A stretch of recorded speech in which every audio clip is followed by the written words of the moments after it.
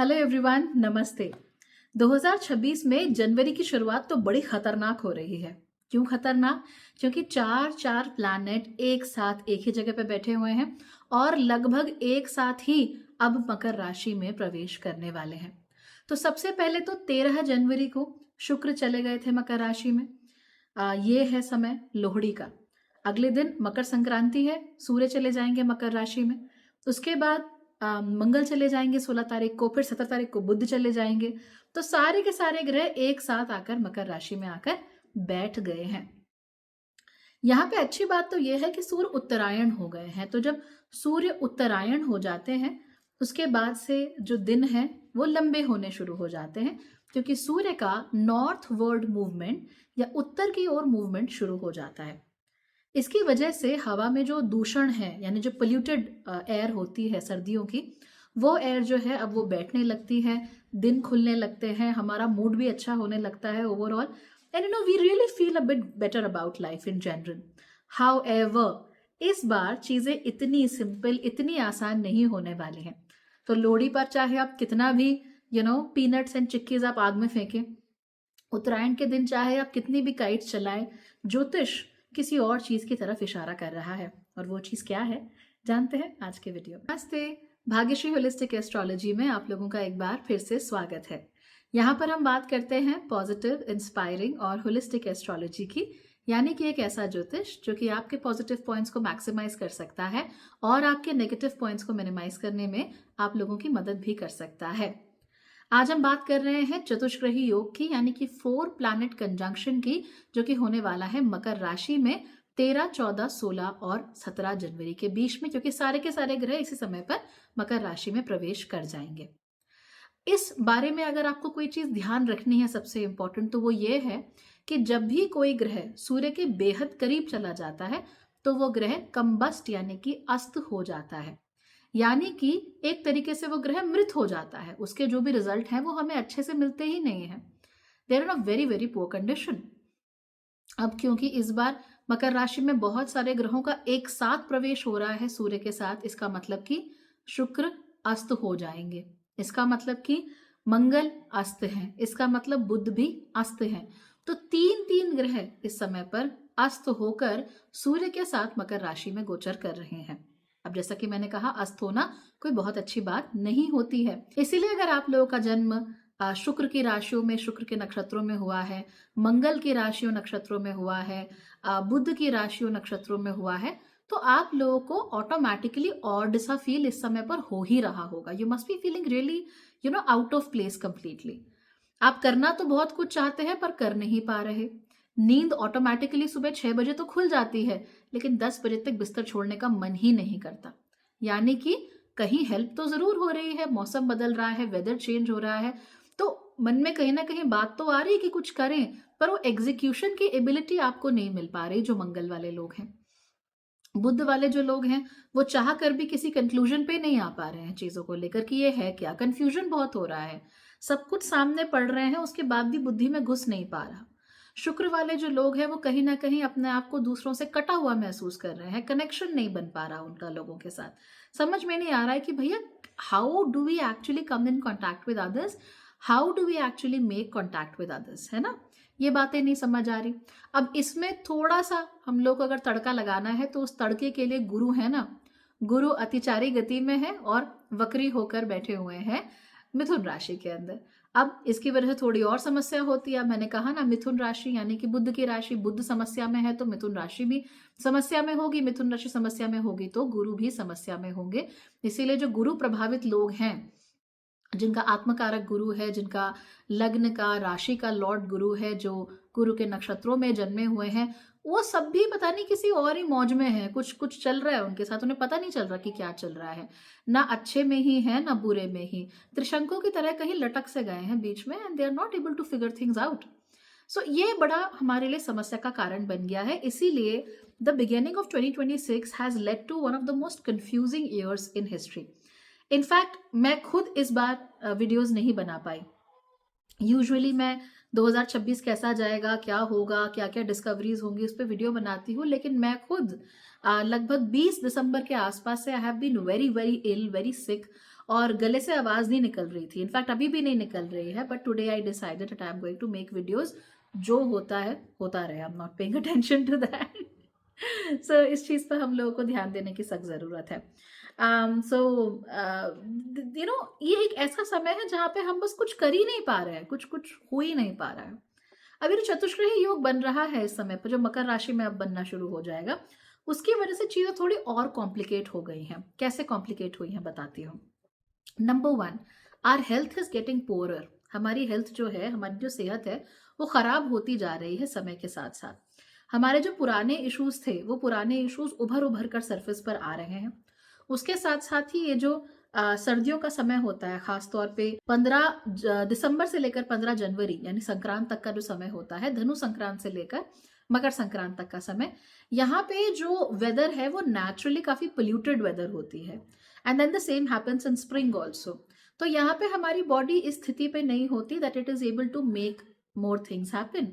इसीलिए हम ढंग से काम नहीं कर पाते, इसलिए हम किसी चीज को ढंग से अंजाम नहीं दे पाते। It becomes very difficult for us and health भी हमें अच्छी नहीं महसूस होती है, शरीर हमारा साथ नहीं दे रहा होता। तो ये हेल्थ वाइज जो ट्रबल्स हैं वो इस समय पर काफी ज्यादा हो रहे हैं। जठराग्नि हमारी बिल्कुल खराब हुई पड़ी है, डाइजेशन बिल्कुल हमारा अच्छा नहीं है। अब आप में से बहुत सारे लोगों को लग रहा होगा कि भैया खाना खाने का तो इच्छा हो नहीं रही है, तो एक काम करते हैं, ड्राई फ्रूट्स खा लेते हैं बहुत सारे। तो that is causing even more troubles. आप सोच रहे हो कि चाय पी लेते हैं, चाय में आप कूट कूट के अदरक डाल रहे हो, that is causing even more troubles. तो ऐसे नहीं करना है। इसकी वजह से आपके जीवन में ज्यादा परेशानियां आएंगी, आपको ज्यादा डिहाइड्रेशन होगा, आपका शरीर ज्यादा विचलित रहेगा और रात के समय पर ना आपको ठीक से नींद नहीं आएगी। सो ड्राई फ्रूट्स खाने हैं, कम खाओ, कंट्रोल कंट्रोल। सर्दियां इसका मतलब ये नहीं कि भगोर भगोर के सारा खाई जाना है, शांति रखो, कम कम खाओ। पीनट्स हैं यानी कि मूंगफलियां हैं, कम खाओ। गर्मी होती है शरीर में इन चीज़ों से। अगर आप लोग अदरक चाय में डालना, एक तो चाय कॉफ़ी रिलेटिवली कम ही रखो। ऐसे नहीं कि दिन के 4-4 6-6 कप पिए जा रहे हैं, not a good idea. Keep it as low as possible. दूसरी चीज़ ये है that you need to ensure कि अदरक की जो क्वालिटी है, सॉरी क्वांटिटी है, वो कम रखिए। अति मत डालिए अदरक चाय में, you going to have a lot of troubles because of this, ठीक है। इसके इतर आप लोग अपने खाने में फ्रेश फ्रूट्स को इस्तेमाल कर सकते हैं। एक सर्विंग यानी एक fruit you can have every single day. उसमें भी आप कोशिश कीजिए कि आपको विटामिन सी मिलता रहे। अगर विटामिन सी आप फ्रूट्स के थ्रू नहीं ले सकते हैं, you know, are feeling good, कच्चा आपको पचता नहीं है, तो टैबलेट्स मिल जाती हैं विटामिन सी की। डॉक्टर से बात करो, you will get something for your self and उसको आप थोड़ा खाना शुरू करो। एंड इसके साथ साथ ही थोड़ा सा चिकनाहट जरूर रखो अपने खाने में, घी जरूर होना चाहिए। और whatever food you are eating, remember जठराग्नि इस समय पे थोड़ी विचलित सी है। तो आप जो भी खाना खा रहे हैं उसमें थोड़ा मांस रखिए, मतलब थोड़ा वजन होना चाहिए उसमें, थोड़ा तो फील होना चाहिए कि पेट भरा हुआ है, अदरवाइज आपको अच्छा नहीं लगेगा। तो when you are adding a bit of ghee to the diet, थोड़ा फैट अगर डाइट में आता है तो, और थोड़ा सा कार्बोहाइड्रेट अगर मिक्स होके आएगा, you will feel a little Fuller in the stomach. वो आपके लिए ज़्यादा बेहतर रहेगा, बजाय इसके कि आप चाय और ड्राई फ्रूट्स और बिस्किट्स और ये चिक्की वगैरह जो गजक होती है उस पर आप चलते रहे। नॉट अ गुड आइडिया, और इवेंचुअली उससे आपके डाइजेशन को बहुत नुकसान होगा। और आने वाला साल अगर आप अभी नहीं थमते हो, एक्स्ट्रा हीट क्रिएट करते रहते हो ना, तो आने वाले साल में आपको डायरेक्शन की तरफ से तो काफी नुकसान होने वाला है, इसलिए भी एक्सट्रीमली केयरफुल। नंबर 2, इस समय पे जो गवर्नमेंट्स हैं वो कुछ ज्यादा ही अथॉरिटेटिव हो जाएंगी। अथॉरिटेटिव होने का क्या मतलब है? एक्चुअली दो मतलब है। पहली तो ये कि जिन देशों में भी स्ट्रॉन्ग मेन किस्म के लोग जो रूल कर रहे हैं वो ज्यादा स्ट्रॉन्ग होने शुरू हो जाएंगे। और ये आपने एक ट्रेंड देखा होगा जो 2020 के बाद से लगातार स्ट्रॉन्ग होता जा रहा है और 2029 तक और स्ट्रॉन्ग होता चला जाएगा, उसके बाद ही इसमें कमी देखने को मिलेगी। बट राइट नाउ ये जो स्ट्रॉन्ग मेन किस्म के लोग हैं, पॉलिटिकल लीडर्स हो, सोशल लीडर्स हो, फिल्म स्टार्स हो, जो अपनी इमेज बिल्कुल माचो बना के रखते हैं, इस तरह के जो लोग हैं वो ज्यादा इस समय पर प्रभावी आपको नजर आएंगे। और वो कई सारी ऐसी चीजें करेंगे जिससे लोगों का जनरली भला नहीं होता, उनको कुछ मिल नहीं रहा होता, but they would still keep doing them. अपना रौब दिखाने के लिए, अपने आप को बड़ा जताने के लिए काफी कुछ चीजें ये लोग कर सकते हैं। और थोड़ा सा दूसरे लोगों को तंग करने वाली चीजें भी ऐसे लोग कर सकते हैं। इसके साथ साथ ही गवर्नमेंट्स अब अपने रूल्स को लेकर और ज्यादा स्ट्रिक्ट होती चली जाएंगी। पहले अगर सरकार 1 रुपया छोड़ भी देती हो तो अब तो वो आधा पैसा भी नहीं छोड़ने वाली है। तो इस तरह की चीजें आपको होती हुई ज्यादा दिखेंगी अपने आसपास। So the governments overall are going to get more stringent than ever. और centralisation of power, centralisation of money, ये हमें बहुत ज़्यादा देखने को मिलेगा कि कम लोगों के हाथों में ज़्यादा पावर, कम लोगों के हाथ में ज़्यादा पैसा, अमीर बहुत ज़्यादा अमीर हो रहा है, गरीब और गरीब होता चला जा रहा है। ये हमको बहुत ज़्यादा देखने को मिलेगा। तो चाहे गवर्नमेंट्स किसी भी तरीके से लोगों के हाथ में पैसा देना शुरू करें, directly, indirectly, subsidy, benefit, you name it, उसके बावजूद भी the richest will still continue to get rich, right? उनके पास पैसा आएगा। तो ये सेंट्रलाइजेशन जो है पावर का, एक हद तक ये गलत नहीं होता, it helps in easier decision making, लेकिन after a while it gets really bad, है ना? हाँ, रिन भी यही मानती है कि अत्यधिक सेंट्रलाइजेशन नहीं होना चाहिए, ना पैसे का ना पावर का। So congratulations my dear. और रिन को लगता है कि ये बिल्कुल सही समय है कि वो मेरे आसपास नाच कर, कूद कर, चीख कर कुछ बोलना शुरू करे। और मैंने इसे कल ही नहलाया है और उसके बाद भी ये हो गई है बहुत गंदी। Hello, hello, sorry. ओके, चलो, बहुत सारी ऐसी पुरानी रिजीम्स होंगी जो अब डिसमेंटल होने वाली है। खास तौर पे 1990 के दशक में बहुत सारी ऐसी रिजीम्स जो खास तौर पे अपने आप को बहुत पावरफुल और सेंट्रलाइज करके रखती हों और बड़े ही स्ट्रिक्ट रूल्स के आधार पर चलती हों, ऐसे रिजीम्स के खत्म होने का समय अब आ चुका है। 2026 में ऐसे कई सारे लोग जो कि मैं ही हूँ, मैं ही सर्वे सर्वा, मैं ही सब कुछ, मैं ही राजा, मैं ही मंत्री, और उनकी शुरुआत अगर 1990 के दशक में हुई है तो वो सारी चीज़ें कहीं ना कहीं अब बिखरने वाली हैं and they will no longer stay. और उसमें बहुत बड़ा रोल उनका रहेगा जो अब उनकी जगह पर डिक्टेटर बनने वाले हैं। So just keep watching, you know, संसार का चक्र है, चलता रहता है, लोग आते हैं, लोग जाते हैं, समस्या वही की वही रहती है। दो और चीज़ें हैं जो आपस में फिलहाल कनेक्टेड हैं। अब वो ये है कि एक तो रिलेशनशिप्स का हास होगा बहुत ज़्यादा, उनका लॉस हमें बहुत देखने को मिलेगा।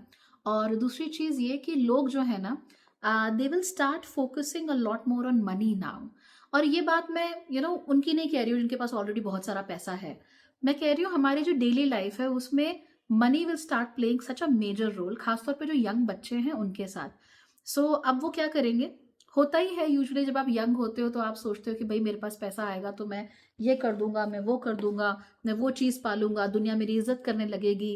इस तरह की fantasies as a young person when you are 15, 25, maybe until you are 30, ऐसी होती हैं। बट इस समय पर these fantasies are going to go on a really crazy level. Crazy कैसे? कि पैसा है तो भैया सब कुछ है ना? पैसा है, नहीं है तो कुछ नहीं है, हर चीज पैसे के ऊपर ही टिकी हुई है, ऐसा है वैसा है, दिस दैट दिस दैट। तो ये पैसों को लेकर एक जो भूख भी बढ़ेगी हमारी, और पैसे को लेकर हमारा जो एक नेगेटिव पॉइंट ऑफ व्यू है वो भी बढ़ेगा। अब देखो, इससे मैं आपको बताती हूँ क्या होता है।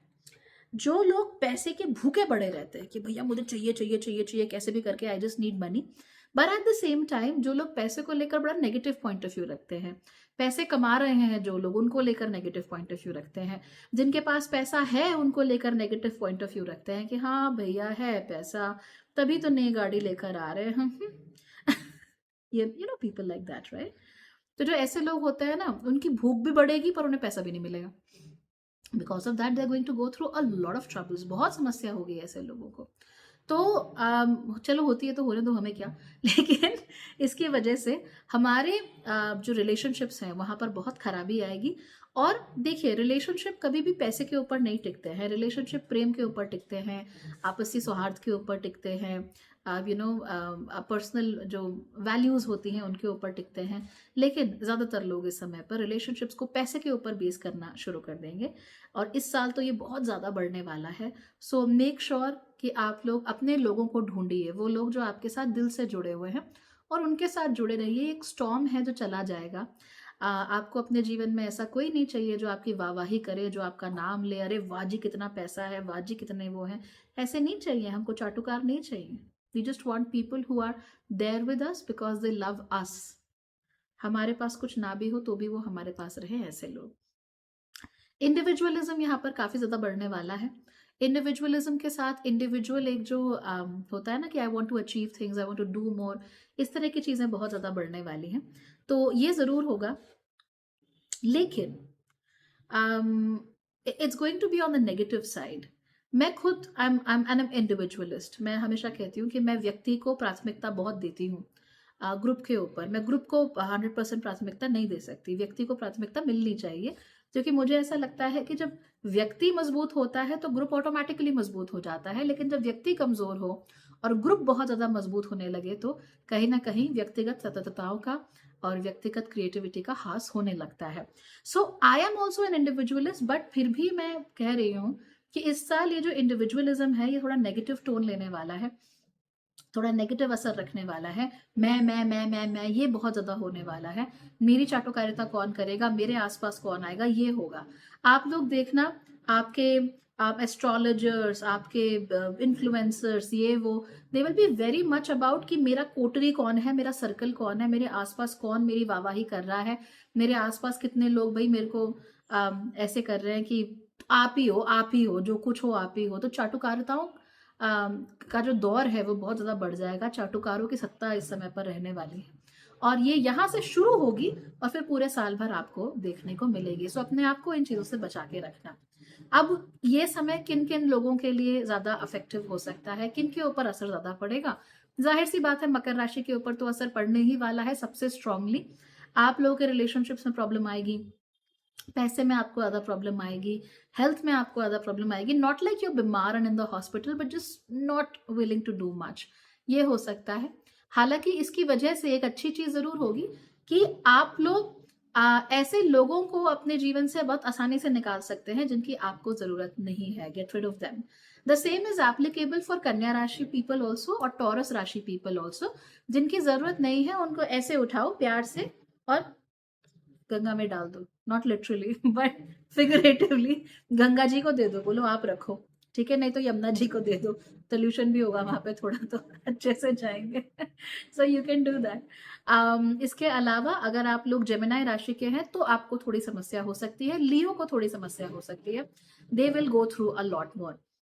एक्वेरियस राशि के लोगों के लिए this is going to be on another level altogether, because उनके लिए सब कुछ उनके 12वें घर में हो रहा है। तो ऐसा लग रहा है कि मेरी जिंदगी मैं नहीं चला रही हूँ, कोई और चला रहा है। आपने मूवी देखी रब ने बना दी जोड़ी, उसमें एक डायलॉग है ना कि अब तेरी लव स्टोरी ऊपर वाला पापे लिख रहा है। तो हाँ एक्वेरियस राशि वालों, अब आपकी जिंदगी की कहानी ऊपर वाला पापे ही लिख रहा है, आपके हाथ में तो कुछ नहीं है। So just let it be and let life be. But जो भी है, I think you will be able to make things happen. इतना बुरा नहीं होगा। एक छोटा सा वीडियो आपके लिए अलग से बना के लेकर आ रही हूँ, टेंशन मत लेना, यू विल बी ओके, है ना। चलो then, bye bye, take care.